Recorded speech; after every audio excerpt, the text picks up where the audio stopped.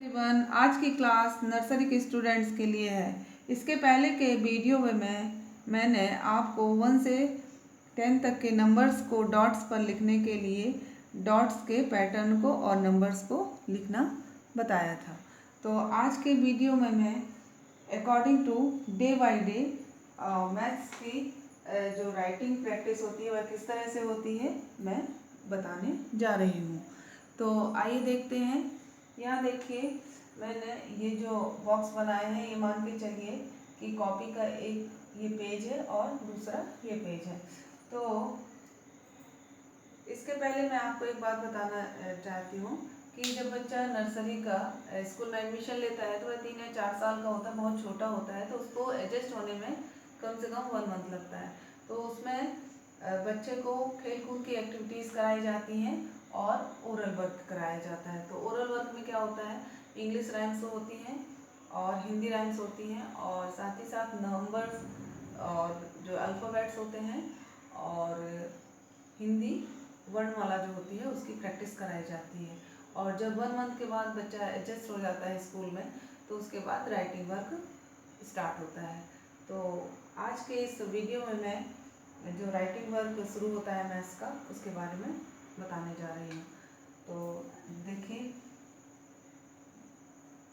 Copy में जो बच्चों को वर्क दिया जाता है राइटिंग मैथ्स का, तो उसमें ओनली 1 पेज में दिया जाता है और उसके साथ ही साथ 1 पेज में होमवर्क दिया जाता है।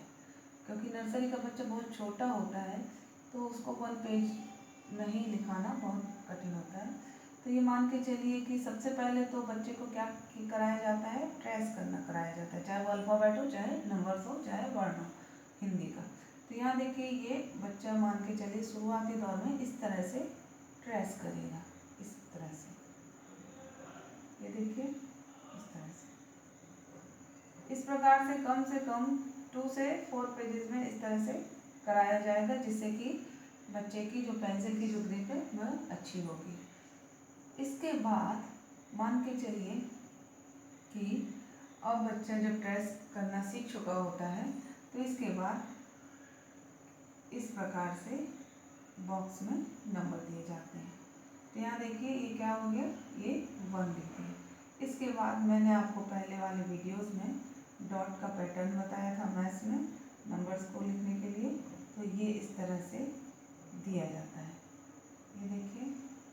तो जब टीचर इस तरह से देते हैं और उनको कम से कम 1 से 2 बार बताते हैं लिख करके, ये इस तरह से, तो बच्चे उसको देखते हैं और देख करके मिलाने की कोशिश करते हैं और इस प्रकार से बच्चे सीखने लगते हैं।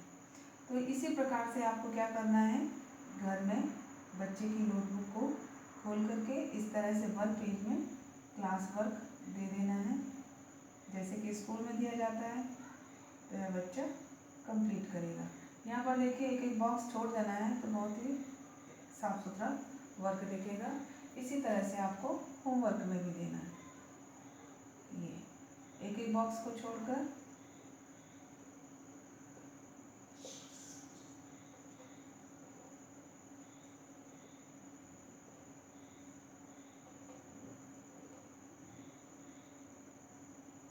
ये इस तरह से आप डॉट्स रख कर दे देंगे तो बच्चे बहुत ईजी वे में मिला देंगे। ये देखिए,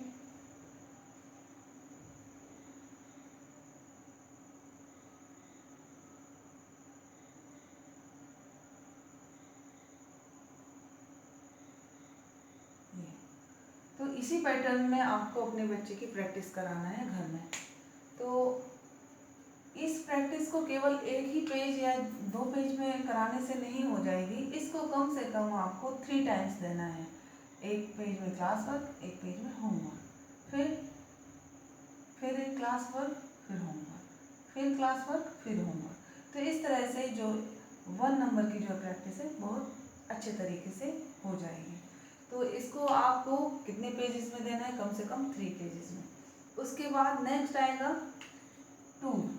मान के चलिए यहाँ पर हम 1 की जगह क्या कर देते हैं, 2 कर देते हैं। यहाँ पर ये क्या हो गया 2। ठीक है, तो 2 की डॉट्स भी मैंने आपको पहले वीडियोस में बता चुकी हूँ कि किस तरह से रखते हैं 2 के लिए। तो मान के चलिए यहाँ पर मैं फिर से बता देती हूँ, यहाँ 4 डॉट्स रखते हैं, 4 डॉट्स। कितनी? 4 डॉट्स।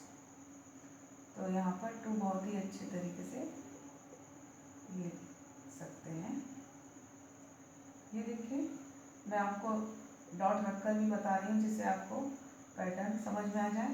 इसके बाद फिर डॉट्स को मिलाता है बच्चा, तो 1-2 बार आपको बताना पड़ेगा, उसके बाद बच्चा करने लगेगा।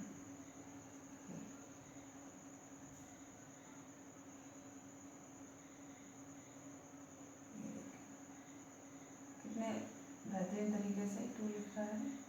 तो ध्यान दीजिएगा कि यहाँ पर 2 बनाने के लिए हमको 4 डॉट देना है। ये देखिए, इसी प्रकार से आप होमवर्क में करेंगे। यहाँ पर क्या दे देंगे बच्चे को? 2 लिख करके। तो 2 पेज ये हो गया, और इसी तरह से आप इसको कम से कम 2 से 3 दिन कंप्लीट कराएंगे तो इसमें 2 लिखना अच्छे से आ जाएगा बच्चे को। ये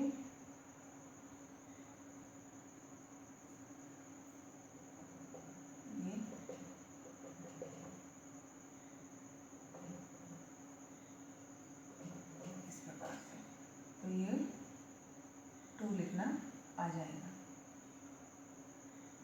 ये देखिए, तो आपको इसको कितने पेज में देना है? कम से कम 2 से 4 पेजेस में, तो इससे 2 की प्रैक्टिस हो जाएगी।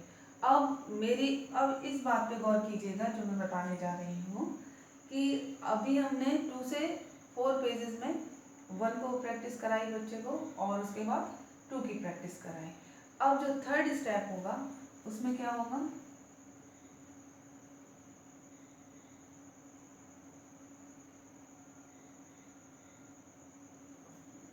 यहाँ पर 1 हम सीख ही चुके हैं, मतलब हमारे जो स्टूडेंट्स हैं 1 और 2 सीख चुके हैं, तो उनका जो थर्ड स्टेप होगा क्या होगा?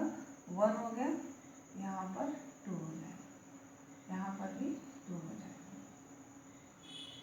ये बोर्ड वर्क है इसीलिए यहाँ पर बॉक्स कम है, तो आप जब वर्क देंगे बच्चे को तो 1 भी उतने ही देंगे जितने कि 2 देंगे, मतलब बराबरी से ही देंगे। ये देखिए,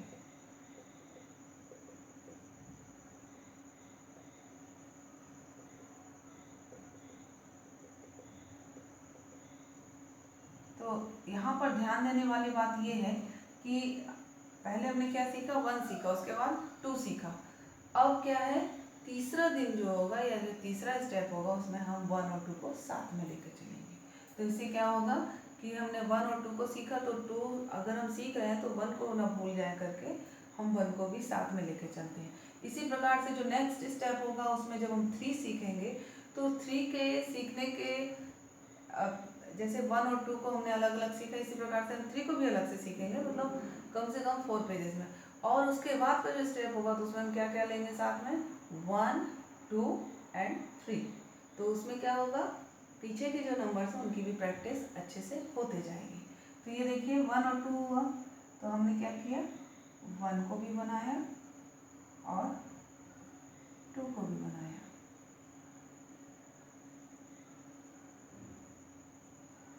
ये देखिए,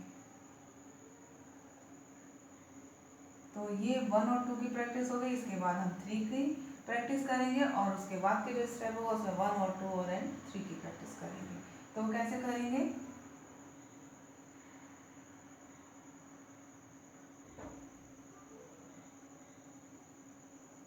यहाँ पर 1 देंगे, यहाँ 2 देंगे और यहाँ पर 3 देंगे। तो यहाँ पर क्या करेगा बच्चा? 1 लिखेगा, यहाँ पर 2 लिखेगा और यहाँ पर 3 लिखेगा। तो इसमें नंबर्स की जो प्रैक्टिस है बहुत ही अच्छी होगी। 1 1 2 2 3 3। तो इस प्रकार से देखिए 1 2 3।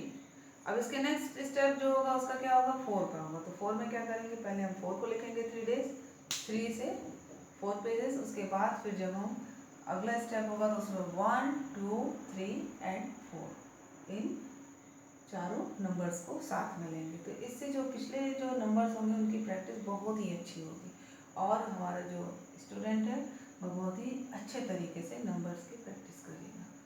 तो मुझे उम्मीद है कि आपको ये पैटर्न समझ में आ गया होगा, और मैं यही कहना चाहूँगी कि मेरे इस पैटर्न से आप अगर बच्चे को नंबर्स सिखाएंगे तो बच्चा नंबर्स को सीखने में बढ़िया पर्याप्त समय लेगा, और साथ ही साथ वह एक दिन का वर्क ना होके डेज का वर्क हो जाएगा, आगे चल के मंथ कंप्लीट होंगे, आगे चल के ईयर कंप्लीट होगा। तो मेरी यही रिक्वेस्ट है आपसे कि हर एक नंबर को कम से कम 2 से 4 पेजेस में प्रैक्टिस कराइए।